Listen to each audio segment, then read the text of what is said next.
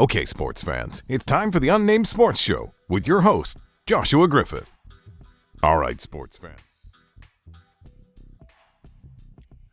We are days away from the tip-off for the 2020-2021 NBA season, and this is the Unnamed Basketball Show on the Sports Talkline Network, where we talk sports 24/7, 365.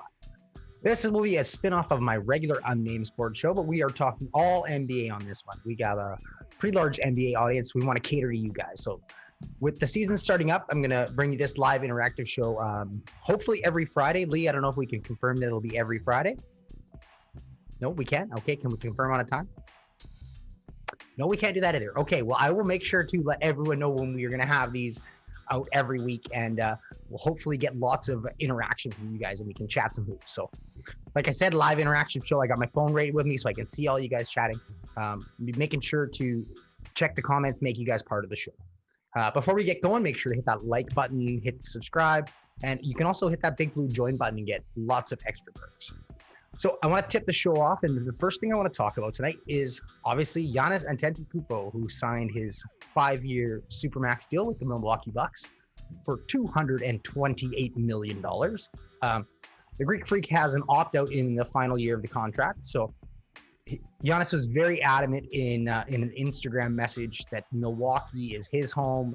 That's where he wants to be, and don't get me wrong, I believe the guy, and I think that he wants to be in Milwaukee, he wants to be with the Bucks, but I think he wants to win. So, if the Bucks aren't able to surround him with the pieces that he maybe needs to make the NBA Finals in the next season or two, he might be looking for a trade. So, unlike Kawhi Leonard, Giannis went with the team that could give him the most money. So, Jrue Holiday is he's a good player, but I don't know if that's going to be enough to maybe catch the Miami Heat in the East there, or even hold off the Celtics, 76ers, and Nets, who all look really primed to make a move for the East.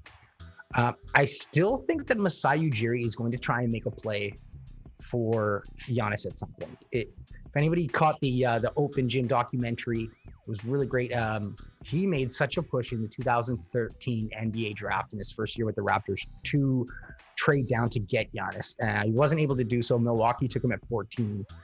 And so I wouldn't be surprised to see him kind of make a run around for that. So Jordan, championships are the price to denounce loyalty. Absolutely. And we see it so much in the NBA. Jordan, I see, is on the chat. Thanks, Jordan, for joining us today. So we don't know what is going to happen with Giannis.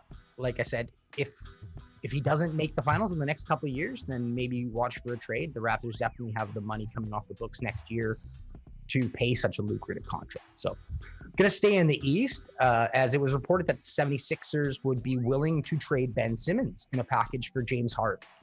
Obviously, Daryl Morey came out right away, denied the report. But when Shams and Woj report something, it's not really on a whim. So looks like the other destination might be for the largely unhappy superstar, that is pun completely intended, could be the Brooklyn Nets. I don't really think that the Nets have the assets and the things to offer that, say, the 76ers would, especially, throwing in Ben Simmons in the package. But who knows? The Houston's, new GM, Raphael Stone, has made it pretty clear he's not going to trade Harden if he doesn't get the right deal. And I don't blame him. So I don't know where you guys think James Harden's going to play this year. Obviously, I don't think it's with Houston. It's looking like it's the 76ers. It's just looking like the 76ers and the Nets are going to be leveraging off each other to see who gives Houston the better deal.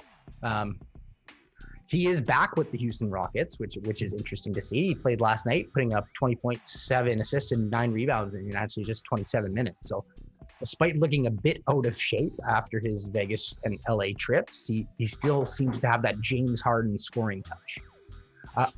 Myself, I've never been a James Harden fan. I do not like him one bit. I don't like the way he plays. I think his little step back is some kind of a cheat code. And I really thought that the NBA should have done away with it right when it started happening. I really still don't understand how half the time it's not traveling, as he's already picked up the ball and he just takes a couple steps back. But hey, James Harden, he's figured it out. So let's move over to the West where the Houston Rockets play, and let's talk about the two LA teams, which I think are just going to be the favorites and dominate the West once again this year. The additions of Marc Gasol to the Lakers, he's going to provide a really tremendous passing presence. You saw that already in their preseason games, just dishing dimes. He's also just a tremendous defender, and adding him with the likes of Anthony Davis and LeBron James, who doesn't seem to be getting any worse at all despite his age. I can't see how the Lakers aren't clear runaway favorites to take home another championship this year. The Clippers, I mean, they could give them a run for their money. Paul George, Kawhi Leonard, they're looking good. Yeah, I mean, starting five, yes, I would say that their starting five is a lot better this year, adding Serge Ibaka to the mix. Something they didn't have maybe last year. And it really seems like he has a really good connection with Kawhi Leonard. You could see it from their time in Toronto. I mean, I don't think anybody else could get Kawhi Leonard to eat a bull's penis pizza is what he ate in the How Hungry Are You. So, they obviously have to have some kind of a relationship there. I don't know. I can't see the Lakers not repeating. But yeah, the two teams tip off the NBA season on the 22nd of December in a doubleheader. So it's going to be really great to see to get the NBA back and going. So tonight and tomorrow are actually the final games of exhibition. We have them going on right now. We got a couple already in the books. Toronto was taking down 117-105 to the Miami Heat. Toronto's, kind of playing a little bit of everybody, and that's kind of what we're seeing in most of the games tonight. We got some games going on right now, and things finish off tonight with the Lakers and Suns. They go at 7:30 Pacific time. I don't know how much we can take from this year's preseason. It's 3 games. The 76ers, they in their game 113-107 against the Pacers, there was 30 different players that got on the court, and one of them wasn't Joel Embiid. So can we take that much from things? Yeah, he won. He just absolutely dominated the Raptors, and the Heat will probably be one of the top teams in the East. They're definitely one of my top teams in the East. I'm gonna do my power rankings a little bit later on in the show to end it off. So stay tuned for that, and you guys let me know what your power rankings are too. What we had. See, now I like the Warriors too, but the Klay Thompson, that was a big one. Okay, so I'm getting off, but that's okay because it's an interactive, so I want to talk to you guys. So you see, I got my phone here. I'm talking. I got your comments. I can see Ingrid Curry. Of course, Curry, Warriors fan. That makes sense. Grizzlies winning in a series. Yeah, Morant is he's looking good. I mean, that whole rookie class from that year is just is pretty unbelievable too. So we have that Heat and Raptors game, which kind of just finished off, and that was actually at the first game that the South Toronto Raptors played at Amelia Arena in Tampa, Florida. So I don't know if any of you saw. I'm sure you did. It was kind of cool. They hung their championship banner right up with the retired numbers of the Tampa Bay Lightning. That was a little bit of a neat touch. So we have the Boston Celtics game going on right now, and that's what I have watching. I'm back on my TV. Thank you for the highlight song. I can't take any credit for my highlight song because that's my fantastic producer Lee, who is in my ear. You guys can't hear him, but he can let me know when I'm screwing up or anything like that. And thankfully, he hasn't let me know that I screwed up. So I have this Brooklyn Boston game on, and as an NBA fan, how nice is it to see Kevin Durant back playing basketball? Like, as a angry, you're a former or a Warriors fan, so he's a former Warriors player. I'm sure you like good basketball. And the Brooklyn Nets and Warriors actually is the first game of our NBA season on December 22nd.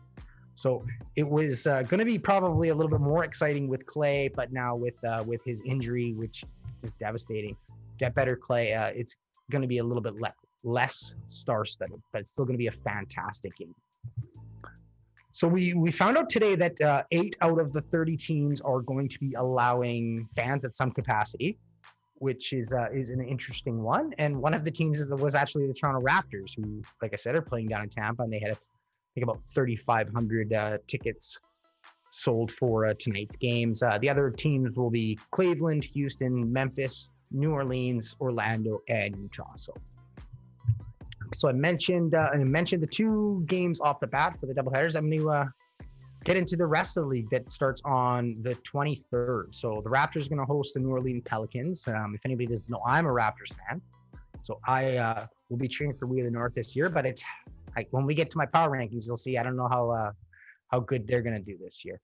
We have the New York Knicks at Indiana Pacers, the Bucks at Celtics. We have the Utah Jazz and Portland Trail Blazers. And then we have the Maverick Suns to end the night. We got a couple more games spattered throughout that. Orlando and the Heat. We have the Pistons and, the Pistons play somebody. But there's some terrible games. There's some good games. What games is everyone most excited for to start the season? Because, I'm really excited for things to get going. Watching all these like NBA preseason games, and getting in highlight mode, and it's just getting me pumped up for basketball again. So as I'm watching, just a shot, that was a brick shot by whoever shot that for Boston. But I think we got some subs in there for Boston and Brooklyn now. So this was kind of a quickly planned show because we want to start getting it off more and more weekly. So we're gonna be trying to do a lot of things, and we're gonna be asking you guys out there in the chat to interact with us more, give us topics that we want to talk about. I'm gonna be definitely throwing things out in social media beforehand so I can get a feel of what you guys want to talk about for the day. It'll be kind of, like I said, it'll be a weekly show. So we're going to have kind of week stories, and, if there's any games you want us to highlight or anything like that, we can go over that. Sports Talk Line is going to be doing a lot of highlights for this year. So if you missed the games, you can, check them out on the Sports Talk Line YouTube channel. And then also too, we can run them back and go over things, if there was a play you like, if there was a massive dunk you like, or if just something really technical that you want to go over, you want to ask questions about it, then we can do it. We can break it down. We can have all of our teams going to be involved in this show, I think, in some way or other. We're going to have a couple different producers kind of rolling through and working on things, and then hopefully some of the other sports talking guys are going to join me in chat. So Hornets Cavs, yeah, it will be fun because of LaMelo, but yeah. I don't know. I think Lonzo Ball and the New Orleans Pelicans are going to do a little bit better this year. Somebody was asking me, somebody on Twitter that I interact with a lot. So Bailey was asking me how he's a New Orleans Pelicans fan, and they're asking me how I think the Pelicans are doing. It's like, I don't know. The West is a pretty strong conference, and I don't think that the Pelicans are going to do much. Maybe they're going to be fighting for a playoff spot, and maybe the play-in game. So. And if you forgot, there is still the play-in games this year. So they're moving that over from last year, which I think is kind of cool because it really adds a little bit more to play for those final teams and kind of avoids tanking. So I'm going to finish things off today, and I'm going to go through my power rankings. I'm going to go top 5 on the East, and then I'm going to go top 5 on the West. So again, let me know what you guys think. Give me your top, your power rankings in the comments. We can kind of chat about that. We can compare ours. So for the East, my power rankings are as follows. I have at number 1, the Milwaukee Bucks. Even though the Miami Heat were the winners of the Eastern Conference last year and lost to the Lakers in the finals, they don't have Giannis Antetokounmpo. So that is the sole reason that the Bucks are number 1, in my opinion. If they start to falter maybe at the beginning of the year, we can move them down next week, but they're starting number 1 for me going into the year. Number 2 is those Miami Heat. Goran Dragic back being healthy, another year just of the team being intact. I think that they're going to do really good things, the Miami Heat. Number 3, I think that the Boston Celtics are going to have another strong season despite losing Gordon Hayward. I think Jason Tatum has just gotten better. Jaylen Brown's gotten better. They're going to have a strong year. 4th for me is the Philadelphia 76ers. But this is all barring trades too, right? If James Harden goes somewhere else, then that might shift things up a little bit. And then rounding out the top 5 in the East is not the Toronto Raptors. It is the Brooklyn Nets that I am watching right now. Maybe I should even have them higher as they're dismantling the Celtics right now. It is, I think, 82 to, oh, no, it's going to go commercial. Right when I'm trying to tell you the score. They're up by about 20 points. So that's what I have in the East. Let me know, guys, know what you think on those power rankings. And then as we move into the West, obviously I have the LA Lakers at number 1. Barring some kind of catastrophe, I don't see them moving away from number 1 throughout the season. They have a really strong team. I'm excited to watch them. Lakers always play some fun basketball. So number 2, I have the other LA team, the Clippers. Again, they're right up there. And I think these two teams are kind of in their own tier ahead of the rest of the teams in the West. For me, number 3 is the Dallas Mavericks, as I think Luka Doncic, the steps that he has just taken, he's an amazing kid. He's going to win an MVP at some point in his career, and he's probably going to be the face of the NBA for the next 10 or 15 years. So he's exciting to watch. This is what kind of gets a little bit interesting in the West, because we have some really good teams, but you don't know exactly where they're going to fit. Number 4 for me, I'm going to go with the Utah Jazz. A good season last year. Rudy Gobert messed everything up, but hopefully he's ready to go this season. And then rounding out my top 5 is the Portland Trail Blazers, because Damian Lillard, just the beast. They're going to have a good year, I think. So that's what I'm thinking for my power rankings for top 5 in the East, top 5 in the West. Let me know what you guys think in the comments. And thanks for kind of joining me and tuning in for this first NBA show on the Sports Talk Line Network. Like I said, we're going to get things going lots more in the future, and we're going to have it's going to be a blast app. So I'm really excited to bring you these shows, because it's going to be a lot of fun. So make sure to stay tuned for them, interact, and hit that like button down at the bottom, subscribe to the channel, and make sure to follow me on Twitter at Joshua Griffith 0.